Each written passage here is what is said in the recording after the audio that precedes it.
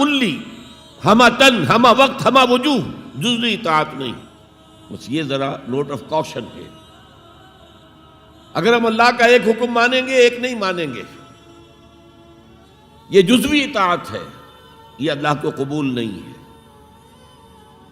اللہ کی طرف سے تو یوں سمجھیے کہ پیکج ڈیل ہے، ٹیک اٹ اور لیو اٹ. لینا ہے تو پورا لو ورنہ دفع ہو جاؤ. اللہ کو تمہاری ضرورت نہیں ہے، تمہیں اللہ کی ضرورت ہے. یا ایھا الذین آمنوا ادخلوا فی السلم کافہ، اے ایمان والو اسلام میں داخل ہونا تو پورے کے پورے ہو، ادھورے نہیں.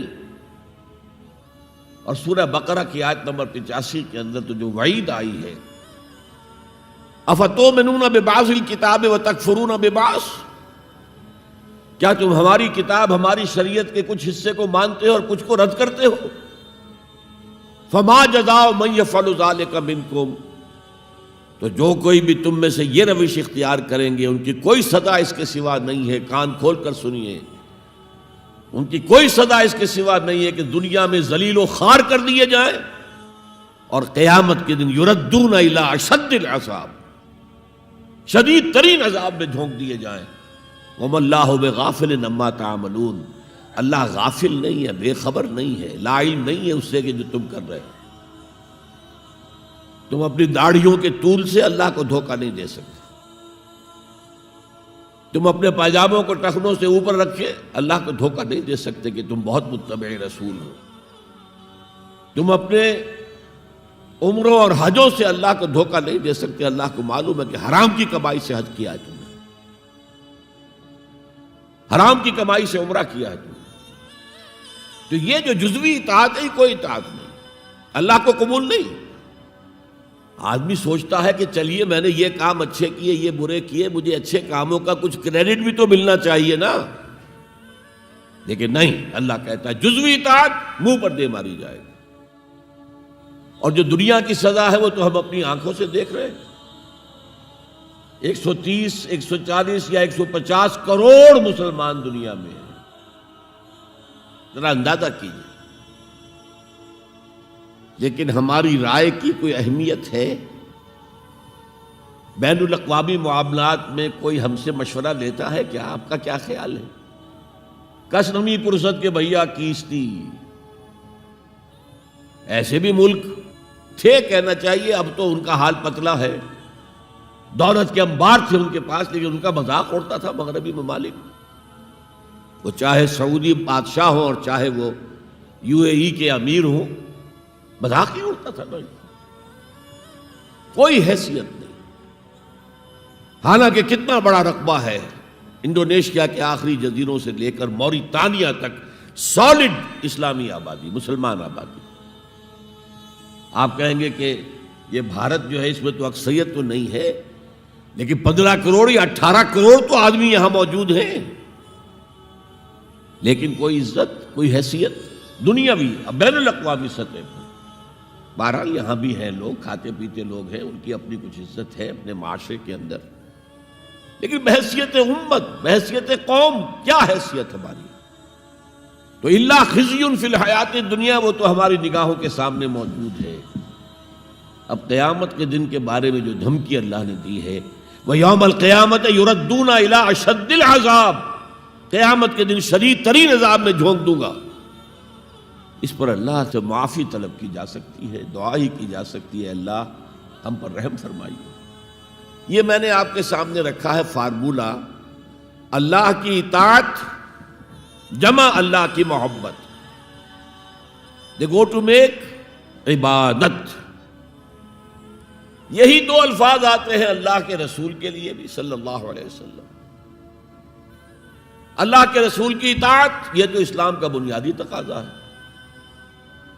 اطیعوا اللہ واطیعوا الرسول فإن تولوا فإن اللہ لا يحب الکافرین. اطاعت کرو اللہ کی، اطاعت کرو رسول کی. پھر اگر یہ منہ موڑ لیں تو اللہ کو ایسے کافر بالکل پسند نہیں، تو کفر کا فتویٰ ہو رہا ہے. لیکن اللہ کے رسول کی اطاعت کے ساتھ محبت کو جمع کیجئے. میں نے ابھی آپ کو حدیث سنائی ہے، حضور نے فرمایا لا یؤمن احدکم حتی اکون احب الیہ من والدہ وولدہ والناس اجمعین، تم میں سے کوئی شخص مومن ہو ہی نہیں سکتا جب تک کہ میں اسے محبوب تر نہ ہو جاؤں، اپنے باپ سے، اپنے بیٹے سے اور تمام انسانوں سے۔ تو اللہ کے رسول کی اطاعت جمع اس کی محبت۔ اس محبت کے ضمن میں ایک واقعہ یاد آیا جس سے اندازہ ہوگا کہ کس قدر اپنائیت تھی، کتنا قرب تھا حضور کے اور حضرت عمر فاروق رضی اللہ تعالیٰ عنہ کے مابین۔ ایک مرتبہ حضور دریافت کرتے ہیں حضرت عمر سے، عمر تمہیں مجھ سے کتنی محبت ہے؟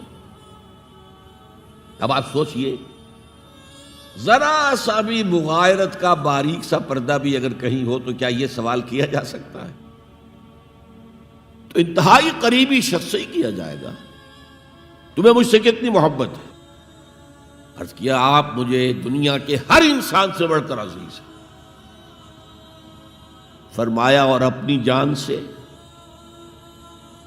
اب ذرا سا توقف کیا حضرت عمر نے، الان ہاں اب میں یہ بھی کہتا ہوں کہ آپ مجھے میری جان سے زیادہ عزیز ہیں۔ تو حضور نے فرمایا اب آئے ہو مقام مطلوب پر۔